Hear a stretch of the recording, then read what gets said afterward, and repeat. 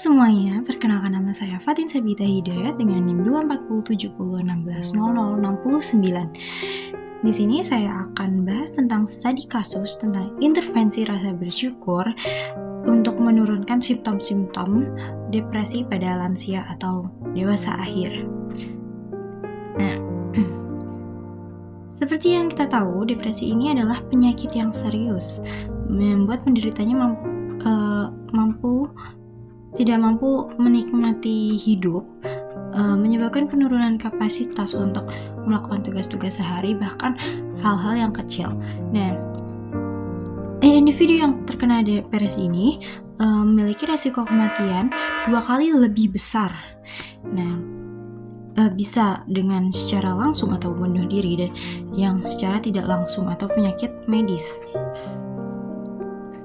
Sedangkan individu yang bersyukur mengalami tingkat emosi yang lebih tinggi seperti kegembiraan, antusiasme, cinta, kebahagiaan, dan optimis. Rasa syukur juga mampu melindungi diri kita dari dorongan iri hati, dendam, keserakahan, dan kepahitan yang dapat merusak.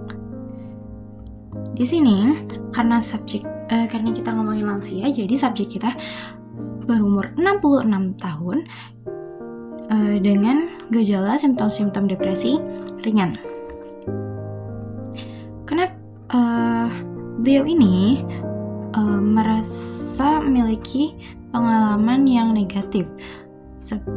Misalnya suaminya meninggal, dia ditelantarkan oleh anak-anaknya, serta kondisi ekonomi dia yang sekarang tidak sebaik yang dulu pas masa jaya. Terus dia juga kondisi fisiknya menurun.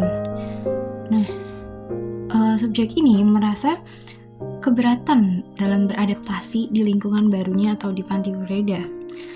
Nah, dia tuh beliau ini nggak suka sama makanannya, aktivitasnya menurut beliau membosankan, dan dirasa gak punya teman buat berbincang. Nah, di sini di jurnal ini menggunakan pretest post-test. Jadi sebelumnya beliau ini berpikiran negatif dan berpandangan negatif tentang kehidupannya. Kemudian ini menggunakan tes ZSDS, dan ada intervensinya. Ada 3. Yang pertama ada counting blessing. Counting blessing ini subjek diminta untuk menulis 3 atau 5 hal yang dianggap positif dan disertai alasannya kenapa itu patut disyukuri. Yang kedua ada appreciating progress. Di sini subjek dibimbing untuk menyadari apresiasi kemajuannya. Misalnya kayak hari ini sudah makan tanpa komplain masakannya terlalu asin lah atau apa, diapresiasi kayak hari ini aku nggak banyak ngejulit. Terus expressing a gratitude prayer, di sini diminta untuk berdoa kepada Tuhan atas rasa bersyukurnya. Dari hasil analisis ZSDS antara pretest dan postnya, sekarang tadinya depresi sekarang sudah tidak memiliki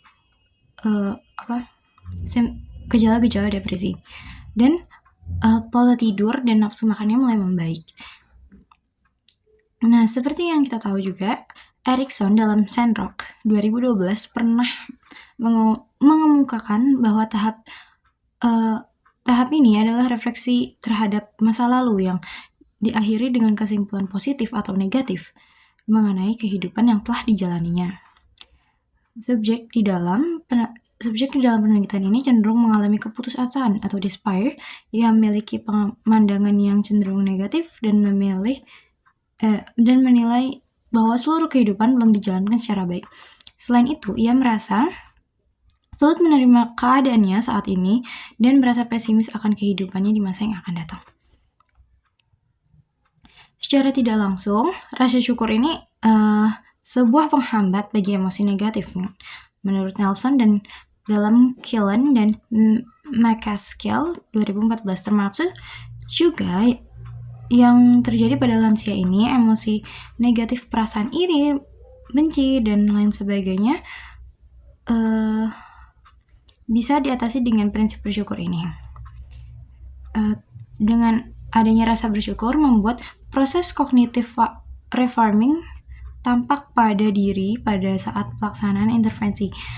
Ketika subjek mengingat anak-anaknya yang menelantarkannya, subjek ini sempat sedih saat itu.